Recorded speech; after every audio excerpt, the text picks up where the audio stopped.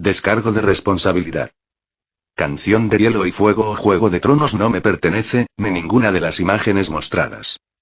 Después de 3 horas de meticuloso aseo personal y de conseguir otra armadura porque por nada del mundo andaría desprotegido en este mundo de traiciones y conspiraciones traperas, Viserys dejó la pirámide a la que lo habían guiado sus asistentes y caminó 10 minutos hasta la pirámide central de la ciudad, la más grande, tomada por Daenerys como su residencia real. Subir hasta la sala del trono, atravesando pasillos y escaleras de piedra custodiadas por un ejército de inmaculados, les tomó otros 15 minutos. Al final, se encontraron con uno de los mercenarios de Daario, que al parecer los esperaba para llevarlos ante el trono. El trono estaba en una sala amplia, en la parte superior de la pirámide, con vistas a toda la ciudad y al puerto. Estaba adornada con un trono en el centro, columnas de mármol, alfombras y algunas plantas ornamentales. En el trono, acolchonado con varias almohadas decoradas con hilos de oro y plata, estaba Daenerys. A su lado yacían los dragones, con la panza inflada y haciendo gala de su flojera al dormir. A la derecha, Ser Barristan, que había conseguido una capa blanca, aunque su armadura seguía siendo de un gris metálico. Junto a él, los jinetes de sangre, que servían como guardia adicional. A los pies del trono estaban los ya numerosos consejeros de Daenerys, comenzando por el principal de ellos. El hombre oso, Jorah Mormont, que se había arreglado y ya no parecía un salvaje andrajoso, sino un salvaje bien presentado. Tenía la barba bajo control, la piel que usaba como capa era nueva, su armadura estaba recién limpiada y sin abolladuras, su piel libre de polvo. Era probable que incluso se hubiera bañado. A un paso de Jorah estaba Daario Naharis, compitiendo por quién destacaba más. Daario lucía tan arreglado y salvaje como siempre, destacando por su barba teñida y arreglada. Era alto y musculoso, como lo había sido Drogo en su día, pero sin la robustez que caracterizaba al hombre oso. 3 pasos más atrás, para mantenerse a salvo de cualquier conflicto que los dos animales en celo pudieran tener, estaba Gusano Gris, el comandante de los Inmaculados, junto a su compañero en las ejecuciones de días anteriores. Llevaba una armadura ligera de peto, escudo, perneras y una lanza. Tenía el casco a un lado, en señal de respeto hacia Daenerys. Parecía una estatua de bronce, no tan alto como Daario o Jorah, midiendo alrededor de 1,80 m. También estaba el capitán de barco, que por fin tenía 3 navíos a su cargo, y una incorporación nueva. Un hombre que llevaba turbante, ojos maquillados como un faraón egipcio y ropas anchas de seda. El resto de los presentes eran desconocidos y, por sus ropas y apariencias, no parecían tener una gran ascendencia. Viserys avanzó entre ellos, seguido por sus asistentes, viendo cómo se apartaban con miedo, y cuerpos temblorosos. Gusano Gris y el capitán de barco lo saludaron con reverencias, y el hombre oso y Daario los imitaron, aunque con expresiones de cautela y cuerpos tensos. Parecía que lo juzgaban como alguien peligroso, aunque la última vez que había hablado con ellos se mostraban relajados y sonrientes.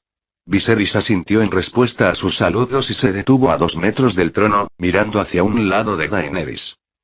Creo que nadie le ha dado permiso para entrar a este lugar, dijo Viserys con tono amenazador.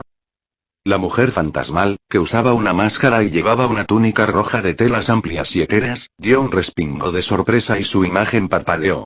Viserys sabía quién era, porque ella estaba en la historia principal, apareciéndose ante Daenerys para hacer profecías inútiles que solo le valían horas de tortura mental mientras intentaba descifrar sus tonterías. No necesito tu permiso para estar aquí, respondió la mujer apenas un segundo después, con un tono sereno y frío, a pesar de su evidente sorpresa. Así que la magia de sangre se ha unido a ti y no seas arrogante, Viserys Targaryen. Dentro del gran orden de las cosas, solo has sobrevivido por mera casualidad. La ironía era que su tono de voz era el doble de arrogante que el suyo, cargado de desprecio. No solo lo había tuteado, como antes hizo él, sino que también lo reprendió como si estuvieran en su propio dominio, y no en la sala de un trono Targaryen. A su alrededor, las personas que habían fruncido el ceño ante las palabras de Viserys ahora se quedaron paralizadas, porque con las palabras de la mujer, el viento se revolvió en la sala del trono. Era una brisa despreciable en todo sentido, y solo podía calificarse de suave, pero todos reaccionaron como si les hubieran puesto una espada en el cuello. Viserys no estaba nada impresionado, y miró a la mujer con frialdad. Entre tú y yo, estoy seguro de que eres la más arrogante, por mucho. La mujer se tensó, y por su postura parecía que pretendía reprenderlo, pero Viserys miró a un lado. Además, eres tonta. No perderé mi tiempo con actores de teatro. Dracarys, ordenó Viserys, mirando a los tres dragones, que asomaban la cabeza por encima de las piernas de Daenerys, desde el otro lado del trono. Habían despertado y fijado su atención en la mujer enmascarada desde el mismo momento en que ella usó su pequeño truco para revolver el aire de la sala. Hyperion fue el primero en escupir un chorro de fuego, y un segundo después, Drogon y Raegal se le unieron. La mujer levantó las manos en un acto reflejo y chilló como una bruja en la hoguera cuando las llamas la tocaron. Ella había enfrentado a Viserys con arrogancia y superioridad, y Viserys suponía que, en un enfrentamiento real, no tendría ninguna oportunidad contra alguien que había estudiado magia, porque él apenas había despertado la suya, o tomado otra prestada debido a las ejecuciones que había realizado. Pero Viserys nunca había tenido la intención de enfrentarse a ella directamente, y como había supuesto, la magia de la mujer arrogante era basura en comparación con el poder de un dragón, aunque estos fueran jóvenes, como los de Daenerys. «¡Dioses!», exclamó Ser Jorah, desenvainando su espada. Daario, Ser Barristan y los tres jinetes de sangre hicieron lo mismo, aunque estaban demasiado alarmados como para articular palabra, todos con la mirada fija en la mujer que se desvanecía entre horribles chillidos. Viserys supuso que ahora ellos también podían verla. Los peticionarios comunes entraron en pánico y huyeron de la sala del trono, aunque el hombre vestido de sedas y maquillado se quedó contemplando todo con asombro. Daenerys se había levantado del trono y observaba con el ceño fruncido y una expresión de indecisión, mientras la mujer desaparecía. «Supongo que esta mujer ha hablado antes con su majestad», dijo Viserys, haciendo una reverencia formal, junto a sus asistentes, que salieron de su aturdimiento al oírlo hablar. «¿Ella ya está muerta?», preguntó Daenerys, aún indecisa y preocupada. «No lo creo, pero por sus chillidos, supongo que donde quiera que esté, no estará contenta», respondió Viserys. Daenerys contuvo sus emociones y volvió a sentarse en su trono, adoptando una expresión serena, mientras los dragones cruzaban al otro lado y, junto a Ser Barristan y los jinetes de sangre, inspeccionaban el lugar donde había estado la mujer, que ahora solo era una alfombra quemada. «Antes vino a mí en varias ocasiones, para hacer algunas revelaciones sobre el futuro y no sabía que me espiaba a diario», dijo Daenerys, apretando los dientes. «Parecía que le costaba hablar y estar en mi presencia», agregó. «Por sus túnicas rojas, debería ser una sacerdotisa de R'hllor, pero yo diría que es de Asai. No sé si la religión del dios rojo prospera allí. De todos modos, no prestes atención a sus tonterías. Los hechiceros usan palabras confusas que no te dicen nada hasta que las cosas ocurren, y entonces se presentan como tus salvadores y consejeros confiables. No es que no puedas creer lo que dice alguien que te oculta cosas, pero ten siempre en cuenta que esto sirve para manipular a la gente, pues no hay mejor forma de hacerlo que con información», explicó Viserys. «Lo tendré en cuenta», dijo Daenerys, serena, y luego sonrió. «Me alegra que hayas vuelto», agregó. Viserys asintió y trató de sonreír, pero solo logró hacer una mueca. «Majestad, yo también me alegro», dijo sin emoción. «¿Qué ha decidido hacer con esta ciudad?», preguntó Viserys. Daenerys miró a Ser Jorah. «Ser Jorah me ha recomendado quedarme aquí, aprender sobre el gobierno de una ciudad, dejar que mis dragones crezcan y que mis ejércitos se recuperen. He decidido atender a su consejo», explicó Daenerys. Viserys asintió. «Entonces, Majestad, como su mano, tengo trabajo que hacer. Primero, necesitaré hacer un censo de todos los habitantes, crear fuentes de empleo y restaurar la economía. Necesitaré acceso y autoridad sobre todos los libertos y personas de esta ciudad», dijo Viserys. «Gran príncipe, discutíamos sobre el tema de la economía antes de su llegada», intervino el hombre vestido de sedas. «Informaba a nuestra reina que Meereen basa su economía, en primer lugar, en sus arenas de combate. Luego, en el cultivo de olivas y aceite de oliva, y por último, en la compra y venta de esclavos». «No habrá combates, y tampoco comerciaremos con esclavos», sentenció Daenerys con firmeza. «Su gracia, los olivos han sido talados. Tomará años volver a tener una producción estable», replicó el hombre, suspirando abatido. «Bien, entonces olvidaremos esas economías. Para la agricultura necesitaremos algo de tiempo, pero el río nos ayudará con la producción de azúcar. Creo que este clima y el agua abundante nos darán buenas cosechas, aunque tengo que ver cuál será su base», dijo Viserys, pensando que la remolacha azucarera era de climas fríos, y que allí sería mejor cultivar caña. Pero él no tenía idea de cultivos y no quería decir alguna tontería, por lo que guardó esa información hasta hablar con sus agricultores y ver qué podían hacer. En cuanto al corto plazo y primero, pondremos en marcha la producción de motores a vapor, fábricas de tela, producción de acero y algunos diseños de ferrocarriles, para mostrarles a los interesados cómo se harían. Aunque no creo que dispongamos de la cantidad de hierro necesaria para algo demasiado vistoso, tendremos que arreglárnoslas usando madera cada vez que podamos. El mar tampoco está lejos. Si tenemos suerte, sus aguas serán apropiadas para la extracción de sal, y obtendremos abundantes riquezas en poco tiempo. Si no, deberemos esperar la producción de azúcar para las grandes ganancias, concluyó Viserys, mientras toda la sala, con excepción de sus asistentes que escribían frenéticamente, lo miraban atónitos. Príncipe Viserys, ¿qué es un motor de vapor?, preguntó Ser Jorah, aún desconcertado. Es como una tetera, pero con un tubo resistente por donde circula el vapor de agua. La presión que hace este vapor mueve palancas y engranajes, con una fuerza que depende del tamaño de la tetera, la cantidad de vapor de agua y la resistencia de los materiales usados. Si se utiliza con eficacia, podría ser capaz de mover barcos de 30 toneladas o más de forma continua, sin depender de velas o remos. Si se usa en tierra, esta tetera modificada puede sustituir el trabajo de 100 caballos, y lo único que necesita es madera y agua, por lo que podemos ahorrarnos el alimento, establos y todo lo necesario para mantener a esos animales. Estimo que podemos vender estos motores de vapor a un precio enorme, y que también ayudarán en todos nuestros procesos de producción, en los que necesitemos de una gran fuerza para operar, explicó Viserys, dejando a todos nuevamente atónitos.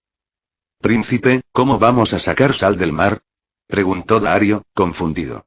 Viserys iba a responder, pero Daenerys lo interrumpió, levantando una mano. No importa cuánto preguntemos, no entenderemos nada hasta que estas cosas estén construidas. Ya lo he visto en Cart. Las máquinas que construye mi hermano son algo milagroso. Yo misma he visto una máquina que crea libros enteros en solo un día, así que dejaremos todo en sus manos, sentenció Daenerys, dirigiéndose a su consejo. Luego miró a Viserys. Hermano, quiero tu opinión sobre otros asuntos. Ahora que he decidido quedarme, la administración de los bienes de la ciudad también está en mis manos, y esto incluye las pirámides y grandes casas de los anteriores gobernantes, que fueron ejecutados.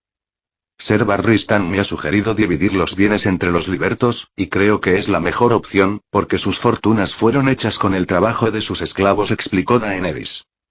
Eso sería algo bueno. Los libertos gritarán tu nombre con agradecimiento por ello, dijo Viserys, levantando la mano antes de que Daenerys asintiera. Pero eres una reina. Las buenas acciones déjaselas a las personas que puedan permitírselas. Tu deber es velar por el bienestar de todo tu pueblo, y eso incluye a toda la gente de la ciudad. En este caso, mi consejo es que escojas la mejor opción para tu territorio, tu pueblo y tu economía, agregó Viserys. Daenerys reflexionó unos segundos. La economía se sustenta sobre la producción. El bienestar del pueblo depende de las condiciones de vida, y estas condiciones están determinadas por el estado del territorio. Salud, economía, producción e infraestructura. De todo lo que he aprendido hasta ahora, creo que eso es lo que puedo concluir, dijo Daenerys. Viserys asintió, indicando que estaba de acuerdo. Teniendo en cuenta esto, lo mejor para el territorio sería usar estas casas para mejorar la infraestructura y la economía. Por lo tanto, tendría que dejar las cosas como están, y en lugar de dividir su poder, debería dárselo a personas que puedan administrarlo y usarlo a favor de la ciudad. Esto, a su vez, mejoraría la calidad de vida del resto, lo que significa que sería un bien para la población general. Pero también significa que las personas a quienes puedo entregar estos bienes no serán los libertos, porque ellos no tienen los conocimientos necesarios para administrarlos. Y los que sí tienen estos conocimientos, o eran los más ricos que no los necesitan en lo absoluto, o eran los esbirros de los antiguos esclavistas, concluyó Daenerys. Su tono era frío, dejando claro que no le gustaba nada esa opción. Viserys guardó silencio. Esta no era la Daenerys ignorante de los libros, y su análisis dejaba claro que ya comprendía lo que debía hacer. Él no tenía nada que opinar. Prepara el censo. El consejo discutirá a los candidatos más apropiados, pero si los apruebo, no daré títulos hereditarios a ninguno de ellos, sentenció Daenerys, apretando los dientes. Viserys y el resto hicieron una reverencia, acatando la orden. Las recompensas también son necesarias, aunque supongo que ya habías empezado con ello, dijo Viserys, porque al llegar él, Daenerys sostenía una reunión con las personas que la apoyaban. Te sugiero poner los mayores recursos en manos de tus altos cargos. Así tendrán representación y participación en la ciudad. Poner las riquezas de los esclavistas en manos de sus esbirros y competidores también servirá para asegurar su lealtad a ti, porque los niños que liberaste podrían volver a hacer su reclamo sobre estas posesiones, junto a algunos ejércitos, explicó Viserys. Khaleesi, debimos matarlos a todos, se quejó Ago. Los Vengadores no son buenos, aportó Rakaro. No mataré niños. Sentenció Daenerys, y Ser Barristan asintió en aprobación. A veces es conveniente eliminar los problemas de raíz, pero eso no significa que la única forma de hacerlo sea matando a todo el mundo. En nuestro caso particular, no nos conviene pactar la paz con los esclavistas ni dejarles sin excusas para atacarnos, porque eso nos convertiría en agresores, y los agresores tienen menos simpatizantes que los defensores, explicó Viserys. Después de reflexionar unos segundos, todos fijaron sus miradas en él. Nuestro gran príncipe es una persona de pensamientos amplios, dijo el hombre del turbante. Viserys aún no sabía su nombre, pero sabía que no era Reznag Morreznag, porque este debió ser ejecutado al ser miembro de las familias gobernantes, que decidieron crucificar niños en su camino, y como tal, perdió la cabeza junto al resto de sus familiares. Hermano, si crees que esta guerra continuará, ¿con quién planeas hacer negocios para mejorar nuestra economía? Preguntó Daenerys, con tono solemne. Con aquellos que piensan igual que nosotros. La ciudad de Braavos. Además, estoy seguro de que ellos serán los más interesados en nuestros motores de vapor. También pienso ofrecerles algunas cosas que les parecerán fantásticas, dijo Viserys, pensando en la electricidad. La electricidad no era algo difícil de obtener. Un cable de cobre enrollado girando alrededor de un imán, o al contrario. Los ajustes para luces no importaban mucho. Motores eléctricos tampoco, porque eso requeriría una gran inversión y tiempo. Lo que Viserys quería negociar era el telégrafo, una forma de comunicación miles de veces más rápida que las disponibles en la actualidad, y cuyo funcionamiento también conocía, al menos en lo básico. Transmitir una corriente eléctrica con interrupciones que se registrarían como un código. Esto sería una revolución que nadie en este mundo querría rechazar, y menos Braavos, que por sus ideas anti-esclavitud ya estaba en la lista negra de otras ciudades libres. Mientras Viserys pensaba en aumentar el poder e influencia del reino que Daenerys creaba, ella suspiró. ¿Mi pueblo puede sobrevivir a estos planes? Preguntó Daenerys con pesar. Es el resto del mundo el que está en peligro, dijo Viserys con sinceridad. Daenerys mordió los labios con preocupación. Hermano, y Daenerys pareció no encontrar palabras, y miró a sus asistentes antes de dar un suspiro. ¿Algún otro tema pendiente? Preguntó Viserys, ignorando la incomodidad de todos. Su gracia, sugiero comenzar a discutir sobre la comida restante de la ciudad, dijo el hombre del turbante. Él parecía conocer la política. Viserys tendría que anotar su nombre para unirlo a la administración de la ciudad. Y con Meereen bajo su control, el tiempo pasó, y junto con la industrialización de la ciudad, empezaron a llegar noticias sobre los 7 reinos. Después de la muerte de Eddard Stark, el Guardián del Norte, la guerra había comenzado. Primero entre los Lannister, el norte y las tierras de los ríos, pero pronto se unieron el Dominio y Stannis Baratheon, que se declaró rey de este Rocadragón, iniciando una guerra por el trono que ya había sumergido a todo el reino, con excepción del Valle y Dorne, que se mantenían neutrales. Los detalles del conflicto llegaban como chismes. Incluso les llegó la noticia de que los hijos de Cersei eran en realidad hijos de su hermano. Que Robb Stark era un cambiapieles que montaba sobre su lobo en las batallas. Que Eddard Stark había sido un traidor. Y que Stannis había destruido desembarco del rey en su intento de conquista. Viserys solo tomó esta información como una confirmación de la historia original y se centró en el desarrollo de la ciudad y en conseguir empleos para los miles de esclavos liberados que seguían a Daenerys. Esto no generó problemas, ya que la mano de obra era escasa. Tanto calificada como de simples obreros, había lugar para todos. Daenerys había contactado con Braavos, y después de 4 meses, los suministros y otros recursos incluyendo trabajadores empezaron a llegar por barco. En cuanto a las demás ciudades, Daenerys había decretado que Meereen ya no comerciaría con ciudades que apoyaran la esclavitud, y que si cualquier esclavo ponía un pie en sus fronteras, se consideraría una persona libre. Aquel que reclamara ser su amo sería apresado, enjuiciado y multado con una cantidad escandalosa de oro. No se le liberaría si no pagaba. Estas medidas les ganaron el odio de las demás ciudades libres, con excepción de Braavos. Sin embargo, después de 4 meses, los comerciantes independientes comenzaron a llegar por lotes, al enterarse de que en Meheren estaban vendiendo sal y azúcar, y que había máquinas extrañas en la ciudad, que se movían solas, al igual que barcos. Todo esto eran filtraciones que Viserys había hecho llegar a través de los comerciantes y gobernantes de Braavos, porque sabía que a los esclavistas les daba igual la esclavitud. Lo único que les interesaban eran sus ganancias. Si bien esto no detendría sus ataques, y quizás incluso los motivaría más al querer obtener la tecnología que Viserys estaba creando, mientras formaban ejércitos y hacían planes, necesitaban participar en el comercio, porque no hacerlo les causaría enormes pérdidas económicas. Por estas razones, los representantes de las ciudades libres llegaban en grandes barcos cargados de provisiones, disfrazados de comerciantes independientes y con tripulaciones de gente libre, para que la reina dragón no les incautara la mercancía, como había hecho con los primeros incautos que llegaron sin preguntar y que Viserys dejó en la ruina financiera al decomisarles los barcos y todas sus mercancías por llevar esclavos a bordo. En 4 meses desde la toma de Meheren, Viserys no había logrado muchos progresos, porque sus recursos eran limitados. Con los artesanos de la ciudad y el poco hierro del que disponía, solo pudo fabricar 5 calderas. Una para la locomotora que daba un viaje turístico por un tramo de las afueras de la ciudad, cerca de las murallas, y las otras 4 para convertir galeras de remo en barcos de vapor. Con estos proyectos agotó la mayoría de sus materias primas. Hasta la madera para hacer carbón era escasa en los primeros meses, por lo que no hubo mucho movimiento. Pero después de 4 meses, llegó la flota del Braavos, guiada por uno de sus barcos a vapor, y trajeron consigo toneladas de recursos y suministros, que aceleraron los planes de Viserys varias veces y enriquecieron a la ciudad.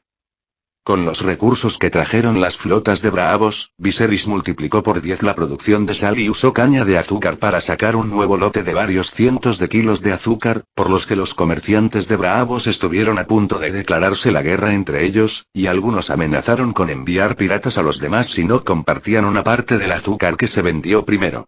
Daenerys tuvo que intervenir y fijar cuotas de venta para todos los interesados. En este mundo, el azúcar era más caro que el oro, y era un producto que se vendía al momento de ofrecerlo, sin necesidad de negociar, debido a su escasez. Por eso, el azúcar y la sal se convirtieron en sus principales productos de exportación, aunque la producción de azúcar dependía de los suministros de Braavos y de los comerciantes independientes que los traían hasta allí, porque los sembradíos de caña a lo largo del río apenas estaban creciendo, y tardarían un año más en ser apropiados para mantener una producción estable. Sobraba decir que Braavos quería la receta para el azúcar y la sal, y estaban dispuestos a ofrecer hasta sus almas por ella, pero Daenerys lo decretó propiedad del Estado, y quien se fuera de la lengua sería decapitado.